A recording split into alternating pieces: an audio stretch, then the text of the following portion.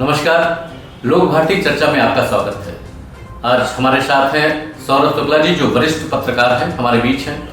और हमारे प्राथमिक विद्यालयों को लेकर एक सवाल है जो मैं चाहूँगा सौरभ जी से मैं पूछूं। सौरभ जी, आपका स्वागत है। सौरभ जी, आजकल जो प्राथमिक विद्यालय हैं, जो परिषद विद्यालय हैं, इनका जो है आपस में विलय किए दे रहे हैं कि अगर जहाँ बच्चों की संख्या कम है वहाँ पे दूसरे स्कूलों में उसको ट्रांसफर कर दिया। ऐसी स्थिति में कुछ रोष भी है लोगों में। आपका क्या नजरिया है, आप किस नजर से देखते हैं इसको? देखिए, एक सरकार का ये एक ऐसा कार्यक्रम है जिसको लेके इस समय विरोध भी हो रहा है और समर्थन भी हो रहा है।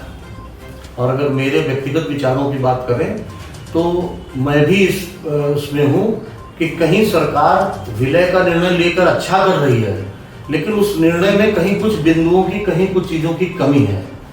और जो लोग विरोध कर रहे हैं उनके बारे में कहूँगा कि वो सिर्फ आंख बंद करके विरोध कर रहे हैं, वो इस पूरी प्रक्रिया को सुधार करने की बात नहीं कर रहे हैं। जैसे उदाहरण मैं बता रहा हूँ आपको, विलय की जरूरत क्यों पड़ी, सरकार विलय क्यों कर रही है? सरकार विलय इसलिए कर रही है कि पहले तो आप ये जान लें कि प्राइमरी स्कूलों में शिक्षक और छात्र रेशियो, अनुपात क्या होना चाहिए।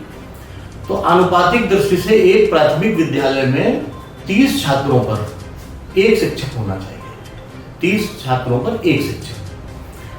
अभी सच्चाई क्या थी इस समय हमारी प्राथमिक शिक्षा की इस प्रदेश में? तकरीबन 58 प्राथमिक विद्यालय, जहां तक मेरी ये संख्या ज्यादा भी हो सकती है, इस समय ऐसे रन कर रहे थे, ऐसे चल रहे थे प्रदेश में, जिन 58 प्राथमिक विद्यालयों में 20 से भी कम छात्र संख्या थी। और वहां पर 2 से 3 टीचर, इसके अलावा 1 से 2 वो शिक्षा मित्र, रसोईया, बाकी तो जो जरूरी चीजें वो सारे संसाधन वो थे।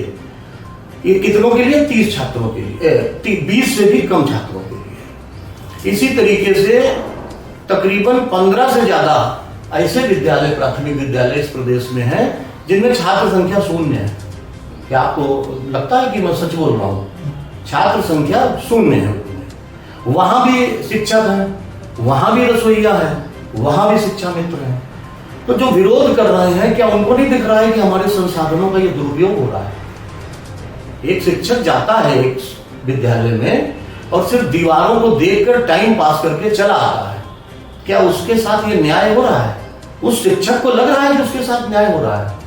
कम से कम मुझे तो नहीं लगता है कि एक व्यक्ति जिस काम के लिए योग्य है और जिस कार्य के लिए उसको रखा गया है, अगर वो कार्य ही उसके पास ना हो तो वो कैसे संतुष्ट रह सकता है? एक चीज ये होगी। दूसरी बात ये हो गई कि जब 20 से भी कम वो होंगे, छात्र होंगे, क्या आपको लगता है कि 2 और 3 शिक्षक उनको, उन 20 छात्रों को इतना समय देंगे कि वो बहुत ज्यादा पढ़ाई में आगे निकल जाएं या वो IAS बन जाएंगे?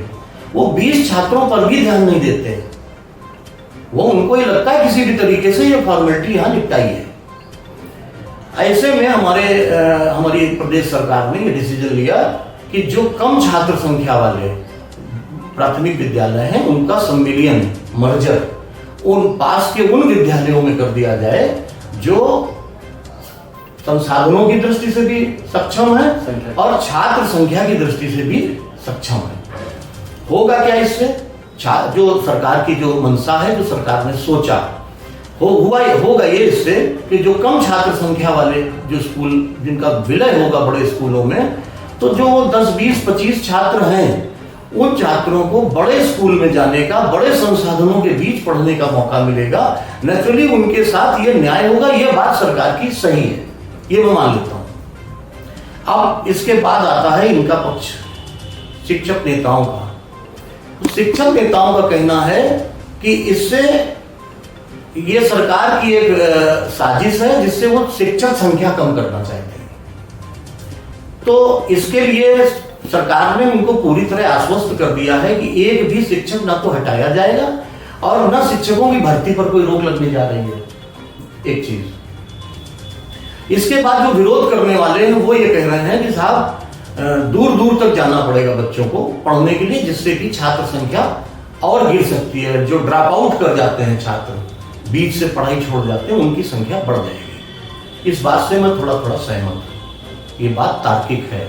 एक गांव में रहने वाला एक कक्षा 1 और 2 का बच्चा जिसके पिता मजदूरी करते हैं या खेती करते हैं, उनके पास इतना समय नहीं है, ना इतने संसाधन है कि वो उनको टेम्पो या बस से भेज सकें, और ना इतना समय है कि वो बाइक में बिठा के अपने बच्चे को रोज भेजने जाए स्कूल और रोज स्कूल से लेने जाए।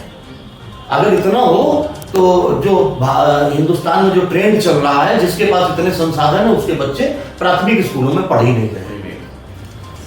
अब एक बात आई कि शिक्षकों ने ये कहा, जो विरोध कर रहे हैं उन्होंने ये कहा कि साहब 5-5, 6-6 किलोमीटर दूर बुंदेलखंड के में जो है एक विद्यालय से दूसरे विद्यालय की दूरी 4 से 5 किलोमीटर 6 किलोमीटर तक की है। तो साहब वहाँ क्या होगा? जैसे झांसी का एक उदाहरण दिया विरोध करने वालों ने, मैंने अभी उनकी बात समझी भी थी कि साहब झांसी में एक कोई जगह का नाम बताया, वहाँ पर उन्होंने कहा कि साहब जो विद्यालय मर्ज किया जा रहा है दूसरे विद्यालय में, उसकी दूरी वहाँ से 5 किलोमीटर है। अब 5 किलोमीटर तो ये तो बड़ी तार्किक बात है कि 5 किलोमीटर छोटे बच्चे को लेके कौन जाएगा, और बच्चा अकेला जा नहीं सकता। लेकिन देखिए यहीं से जाहिर होता है कि हमारे यहाँ विरोध के लिए विरोध होता है, बिना समझे बूझे विरोध होता है। सरकार जब इस बात की, इस आरोप की मैंने पड़ताल की तो ये पता चला कि सरकार तो स्पष्ट बोल चुकी है कि बुंदेलखंड में ये मर्जर नीति उसकी लागू ही नहीं है। तो जब झांसी बुंदेलखंड में आता है, जब झांसी में, ललितपुर में, महोबा में, बांदा में ये नीति लागू ही नहीं है, तो हम वहां के स्कूलों की दूरी को विरोध का आधार कैसे बना सकते हैं? ये बात इसके बाद बात आती है फिर अभिभावकों की, जो अभिभावक और शिक्षक ये कहते हैं स्कूल दूर हो जाएंगे। इस बात पर निश्चित तौर पर सरकार को ध्यान देना चाहिए कि जो मर्ज किया जा रहा विद्यालय है, जो मर्ज होने वाले विद्यालय की दूरी उससे 1 किलोमीटर से ज्यादा नहीं होनी चाहिए, क्योंकि वो बच्चे वो नहीं पहुंच पाएंगे। ये बात सही है कि ड्रॉप आउट परसेंटेज बढ़ जाएगा। इसके बाद एक बात और बोलते हैं विरोध करने वाले राजन जी, कि सरकार को ध्यान देना चाहिए संसाधन बढ़ाने पर, सरकार को क्वालिटी ऑफ एजुकेशन बढ़ानी चाहिए, जिससे कि बच्चे जो है अच्छे निकलेंगे, स्कूलों की वैल्यू बढ़ेगी, स्कूलों की हैसियत बढ़ेगी। ये मैं उन्हीं शिक्षकों से पूछना चाहता हूँ, ये जब वो 20 से कम बच्चों को पढ़ा रहे थे और स्कूल में जाके साइन करके और महीने के अंत में पूरी सैलरी ले रहे थे, क्या उनको नहीं लग रहा था कि वो अकेले भी थोड़ी बहुत शिक्षा की गुणवत्ता बढ़ा सकते हैं? और एक बात मेरा मानना है कि आम अभिभावक अपने बच्चों को सिर्फ उस स्कूल में भेजना पसंद करता है जहां उसको विश्वास होता है कि यहाँ के गुरुजन, यहाँ के शिक्षक हमारे बच्चे को पढ़ा रहे हैं। बहुत कम ऐसे अभिभावक होंगे पूरे देश में अगर देखा जाए, जो ये देखते हैं कि बिल्डिंग कैसी बनी है, जो ये देखते हैं कि वहां पर स्विमिंग पूल है कि नहीं है, जो ये देखते हैं कि वहां के टीचर कितने खूबसूरत और कितनी अच्छी पर्सनैलिटी वाले हैं। ये बड़ी कम संख्या है, संख्या ज्यादा उन्हीं की है। तो ऐसे में मेरा शायद, मैंने अगर आपको कंफ्यूज न किया हो तो मेरा ख्याल ये है कि मैं शायद स्पष्ट करने में सफल रहा हूं कि दोनों ही पक्षों को थोड़ा थोड़ा अपने निर्णयों में सुधार करना पड़ेगा। सरकार को सीधे सीधे मर्जर करिए आप, जो संख्या जहाँ 0 छात्र संख्या है, जहाँ 20 से कम छात्र संख्या है, वो स्कूल रन करने का, वहाँ 3-3 शिक्षकों को लगाने का, उनको सैलरी देने का कोई मतलब नहीं है। उनको मर्ज किया जाना चाहिए, लेकिन मर्जर से पहले ये देखा जाना चाहिए कि क्या वो स्कूल जो जिस स्कूल में हम मर्ज कर रहे हैं, क्या वो अभिभावकों की और बच्चों की पहुंच में है या नहीं है। और दूसरी बात, ऐसे बहुत से स्कूल होंगे जहां पर थोड़ी थोड़ी सी अगर हम कोई संसाधनों की कमी या कोई व्यवस्थाएं हैं उनकी कमी दूर कर दें, तो हो सकता है वहां छात्र संख्या बढ़ जाए। तो इसके लिए भी इनको हमारी सरकार को सोचना चाहिए। इसका मैंने सबसे अच्छा एक तरीका निकाला है, जो मुझे लगता है हो सकता है, कि हर जिले में एक ऐसी कमेटी होनी चाहिए जो मर्जर पर अपनी फाइनल राय दे, अंतिम राय दे, और उस कमेटी में नीचे से लेके उच्च स्तर तक के जनप्रतिनिधियों की भागीदारी होनी चाहिए। तो ये चर्चा में आज हमारा सब्जेक्ट था प्राथमिक स्कूलों का जो विलय हो रहा है बड़े छोटे स्कूल को बड़े स्कूल में ट्रांसफर। इसमें बहुत सी अच्छाइयाँ भी हैं, कुछ दिक्कतें भी हैं। सरकार को दोनों पक्ष देखने चाहिए, उसके लिए कमेटियाँ बनानी चाहिए। तो चर्चा बने रहें। अगले हफ्ते फिर हम आपसे मिलेंगे। सौरभ जी के साथ नमस्कार।